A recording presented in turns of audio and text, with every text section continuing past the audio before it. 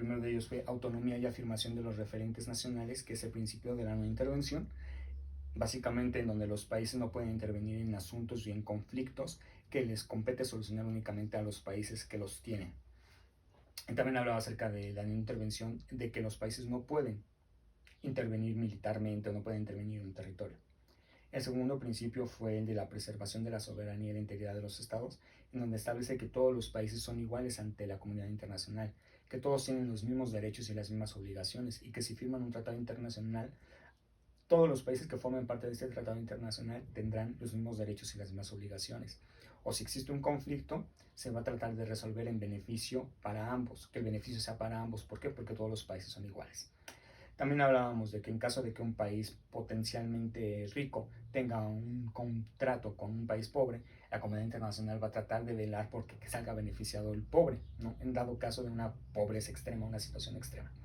Luego hablamos de la solución pacífica de las controversias, en donde decimos que antes de llegar a una guerra, que es el último camino, los países deben de buscar una manera pacífica de solucionar sus conflictos, como es a través de la mediación, que es buscando un país tercero que medie entre ellos, que los escuche y que ofrezca una solución basada en lo que quieren los países. Está la conciliación, en donde existe también un tercero, pero en este caso el tercero va a ofrecer su solución escuchando a los países. Recordemos que la diferencia entre conciliación y mediación es que en la mediación quienes ofrecen la solución son los mismos países, y en la mediación y en la conciliación quien ofrece la solución es el conciliador. Hablábamos de los buenos oficios, que es a través de cartas en donde se explica el por qué sucedió un problema y se pretenden dar soluciones. El otro es la negociación, que se realiza cara a cara. Luego tenemos los medios jurisdiccionales, que es el arbitraje, que es cuando los países que tienen el conflicto deciden someterse ante una autoridad para que se les solucione el conflicto y se comprometen justamente a responder adecuadamente a esta situación.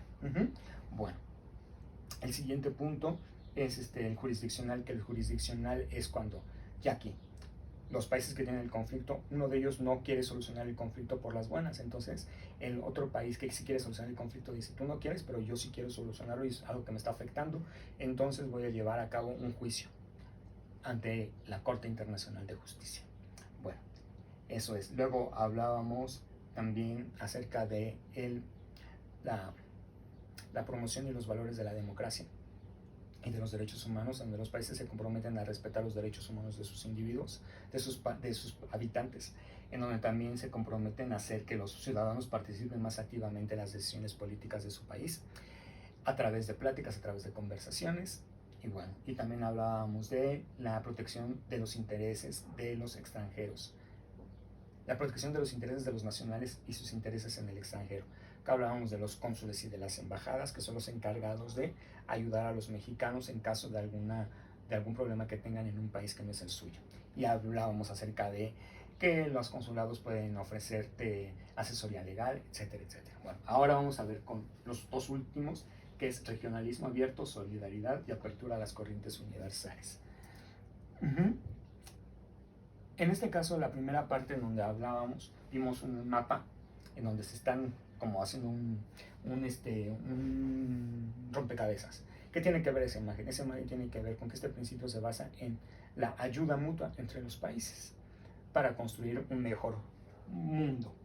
Bueno, el regionalismo abierto, solidaridad y apertura a las corrientes universales. Regionalismo abierto habla acerca de cuando los países se unen en bloque. Solidaridad es ayudarse los unos con los otros. Y apertura a las corrientes universales, es decir, que si existe una nueva corriente en economía, en finanzas, en política, que todos los países lo conozcan y sepan del asunto. Y bueno, vamos a empezar un poquito con el regionalismo abierto. Durante la historia, durante todo el mundo, durante todo el tiempo en que hemos estado en este mundo, los países han formado bloques o han formado grupos con otros. Y no solamente los países, sino los mismos humanos. Muchas veces como humanos, como somos seres sociales, no podemos hacer cosas por nosotros mismos. Necesitamos juntarnos con otros hombres que puedan hacer cosas que nosotros no hacemos. Y de esta manera hacemos más fuertes o nos hacemos más fuertes. Lo mismo sucede con los países. Muchos países por sí solos no pueden hacer grandes cosas. Entonces lo que buscan es unirse a otros para lograr un mejor desarrollo o para lograr un mejor resultado. Esto ha sido en el mundo una constante clara, y empezamos primero con la Guerra Fría, que la Guerra Fría fue durante aproximadamente 30 años, en donde los países se unieron en dos bloques o se dividieron en dos bloques. Uno era el socialismo y otro era el capitalismo. El socialismo estaba representado por la Unión Soviética, la URSS, la Unión de Repúblicas Soviéticas Socialistas, que ellos utilizaban un sistema económico socialista donde todos eran iguales, y el otro era el capitalismo, que era representado por Estados Unidos de América. Entonces, esta Guerra Fría se dio una guerra constante que nunca fue armada, sino fue de competición de quién tiene la mejor economía, quién tiene los mejores avances, quién tiene los mayores descubrimientos. Entonces, generalmente esta Guerra Fría se daba en que si Rusia mandaba a una nave sin tripular al espacio, Estados Unidos hacía lo mismo. Si Rusia mandaba un perro a la luna, entonces Estados Unidos utilizaba un chimpancé. Entonces siempre estaban en constante conflicto entre estos dos, o en competencia de ver quién tenía la mejor economía, las mejores finanzas, la mejor seguridad, etc. Y entonces, ¿qué pasó? Que varios países que simpatizaban con estos sistemas se empezaron a unir a Rusia o a Estados Unidos haciendo bloques. ¿Para qué? Para hacerse más fuertes los unos con los otros. Bueno, otro ejemplo de división es el Grupo de los Siete. El Grupo de los Siete son los países más industrializados del mundo y con los de la mejor economía. En 1997 se une Rusia para formar el G8. Este G8 se une constantemente cada año y realiza la reunión G8, el G8, en donde se habla acerca de la globalización, etc. ¿Y quiénes forman parte de este grupo? Solamente forman parte los 8 países más industrializados del mundo y con las mejores economías. Entre los que destaca, pues ya lo vimos, Rusia, Estados Unidos, Francia, Alemania, China, Japón. Y estos justamente lo que hacen es que se unen para tener un mayor beneficio, para tener un mayor poder. También existe el Grupo de los 77. El Grupo de los 77 son 77 países en vías de desarrollo que se unen justamente para compartir cosas y para compartir desarrollo entre este grupo. Bueno, entonces, estos son algunos de los ejemplos de la manera en cómo los países se han dividido. Y bueno, dice, basado en el principio de igualdad soberana, el orden internacional ha desarrollado el fenómeno de los grupos de Estado, que reúnen a estados con características similares y con fines comunes en defensa de sus intereses. Bueno, ¿qué es lo que quiere decir este punto importante? Es que gracias a la igualdad soberana, que ya vimos que la igualdad soberana es que los países son iguales, y al ser iguales, entonces pueden formar tratados internacionales 2 o más países. Por ejemplo, Estados Unidos, México y Canadá firmaron el tratado de libre comercio, el Tratado de México, Estados Unidos, Canadá, que es un tratado en materia económica. Y esto es gracias a la igualdad soberana, porque los 3 países son iguales y deben tener los mismos derechos y las mismas obligaciones estos 3 países.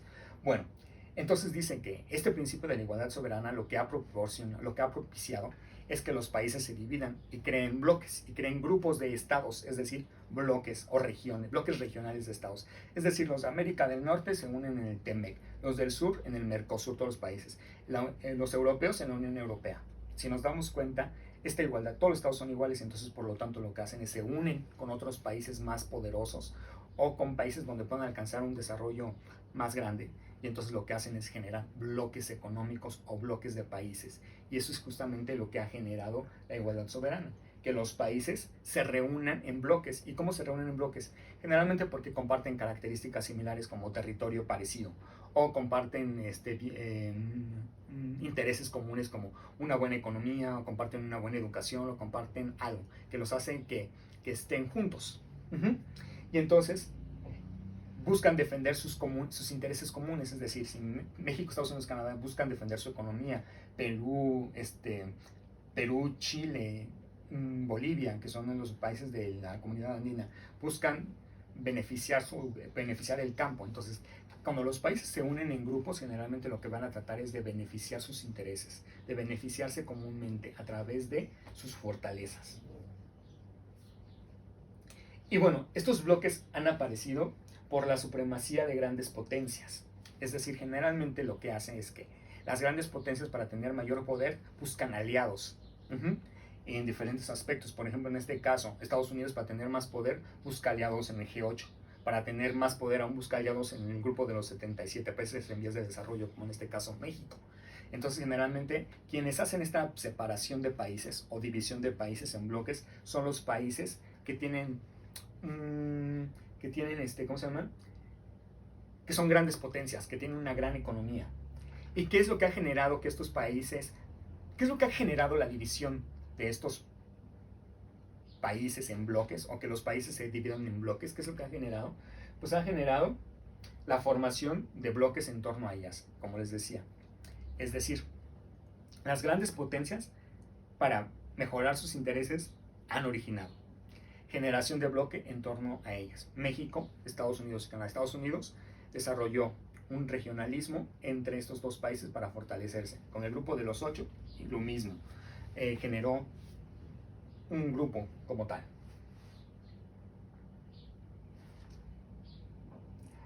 Aumentó el aumento de los miembros de la comunidad internacional con sus diferencias.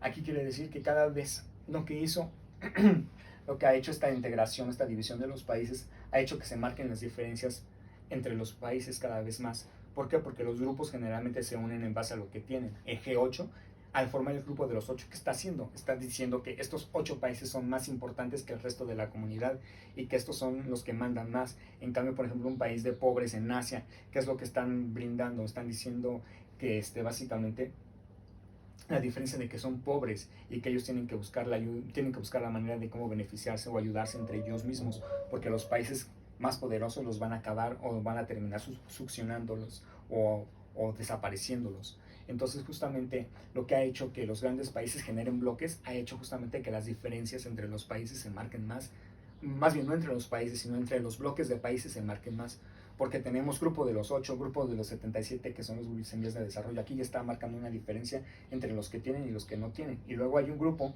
que se llama ASEAN en Asia, el ASEAN en Asia, que son los países más pobres del mundo, que también se tuvieron que unir. Entonces aquí se están marcando diferencias entre los sectores, entre los bloques de los países, lamentablemente.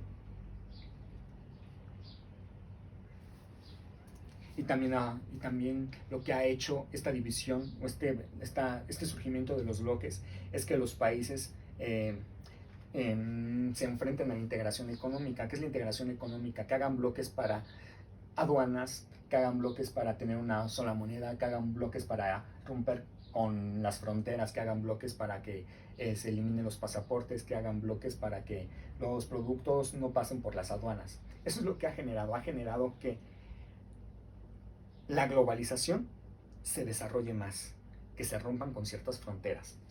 Y bueno, aquí hasta ahorita hemos estado hablando de la división que existe entre estos países, o la división que ha generado el surgimiento de los bloques, pero en sí, lo que pretende este principio de regionalismo abierto, solidaridad y apertura de las corrientes universales, lo que busca básicamente es tratar de que los países compartan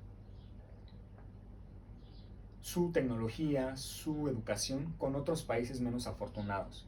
También lo que pretende este principio es que exista una cooperación internacional para el desarrollo de todo el mundo.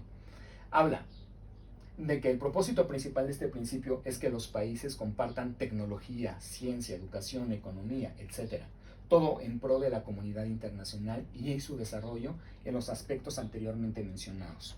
Bueno, el propósito de este principio de regionalismo abierto, solidaridad y apertura a las corrientes universales es que los países se ayuden mutuamente.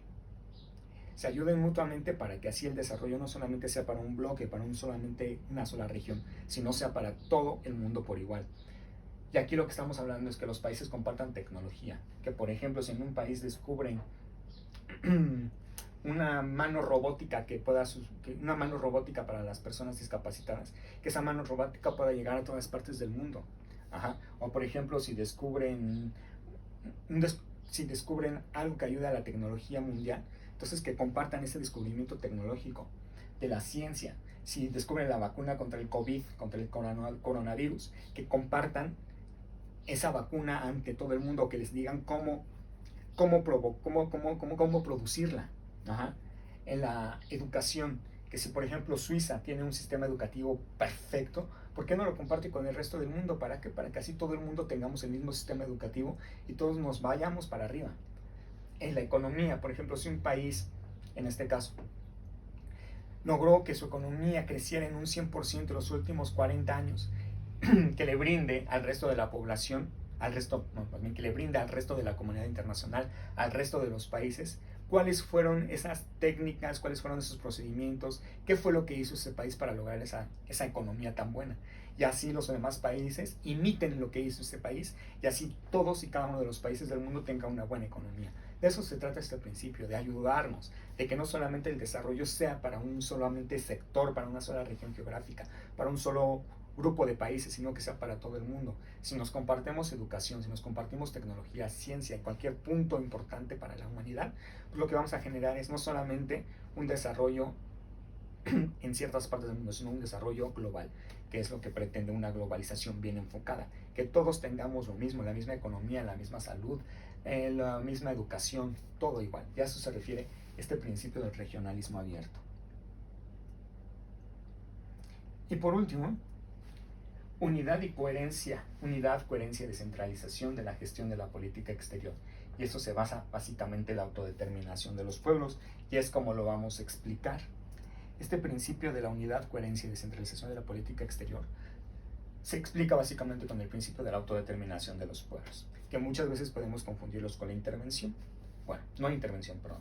¿Qué es este principio? Este principio se basa en que los pueblos tienen el derecho a su libre determinación sin injerencia externa para determinar su condición política y de persistir en su desarrollo económico, social y cultural, convirtiéndose en una norma básica del derecho internacional.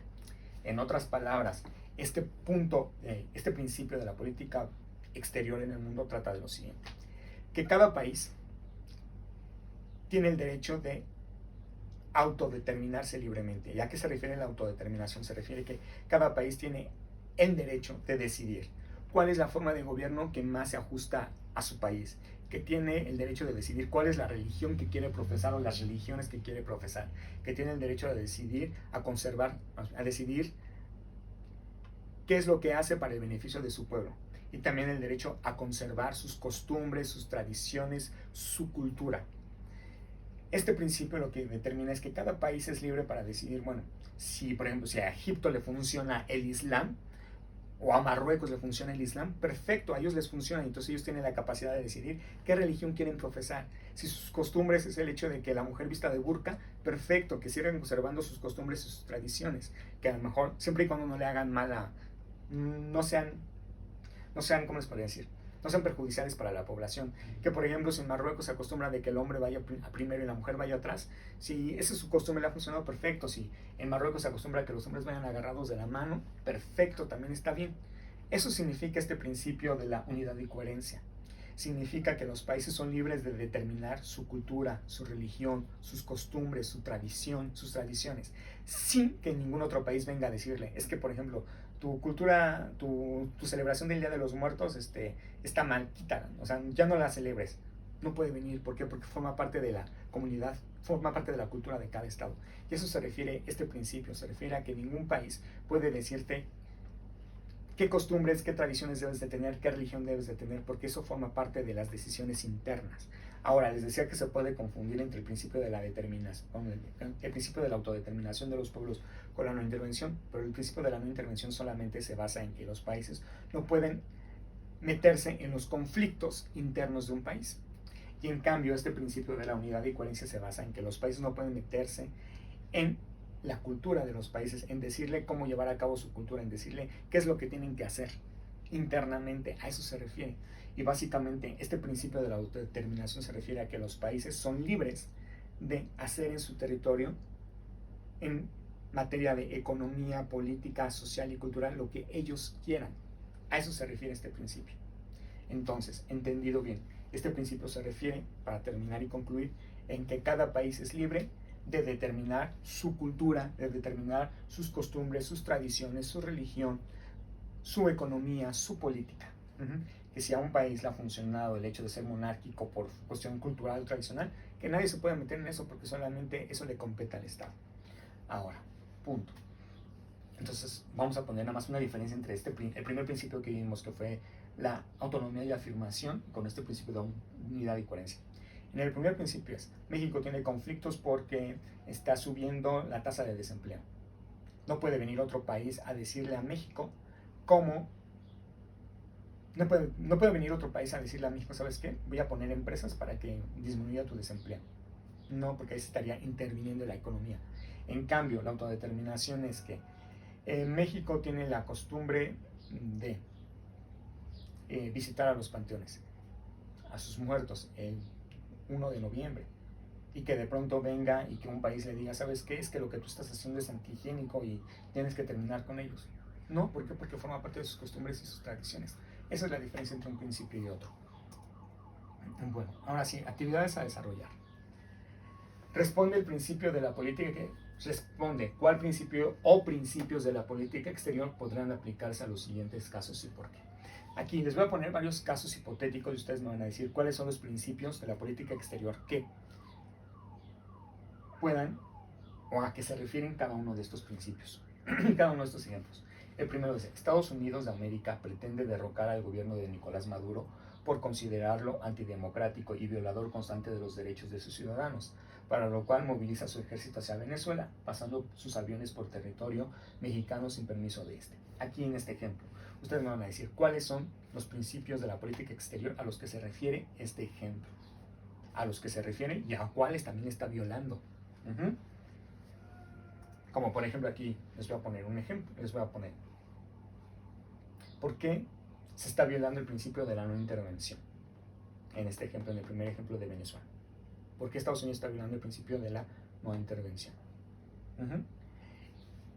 Aquí está violando un principio. Y aquí en el otro punto dice, constante, por ser violador constante de los derechos de sus ciudadanos.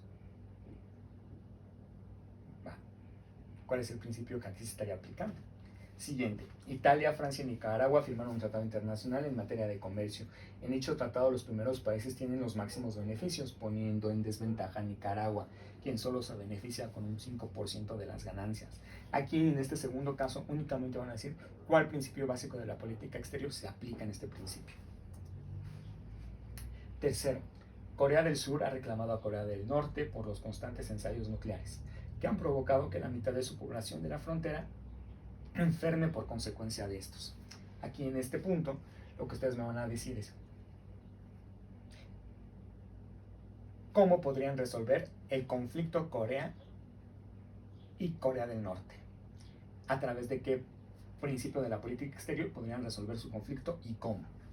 Y por último, Cuba realizó estudios para la cura contra el COVID, logrando conseguirlo.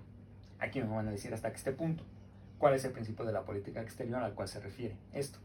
Y me van a responder esta pregunta, ¿cómo los países tendrán acceso a esta cura? Estas son sus actividades. Durante los otros videos, 3 videos, no les he dejado tarea más que solamente hacer el apunte, así que les voy a pedir que esto lo hagan a conciencia, que lo respondan, porque esto es básicamente para saber que entendieron. Podemos decir que esto es como un examen para ustedes, que lo voy a tomar en cuenta este trabajo y va a tener una calificación de su escala. Aparte de las firmas, aparte de las tareas y de los apuntes, esto va a tener una calificación aparte de 5 décimos. Esto va a valer 5 décimos, ¿ok? Entonces, por lo tanto, quiero que me lo respondan haciendo uso de los principios de la política exterior. Cualquier duda que ustedes tengan acerca de esto, a través de Messenger me pueden mandar sus dudas para responderles, para que todo quede claro. Cualquier duda, ya saben, por ahí. En los últimos lives que he estado transmitiendo, muy pocas personas se están conectando, por lo tanto creo que no hay dudas. Personas que a lo mejor no pueden entrar porque se despertaron tarde, etcétera. Recuerden que pueden mandarme cualquier duda que tengan por Facebook, cualquier duda. Bueno, entonces nos vemos, hasta la próxima.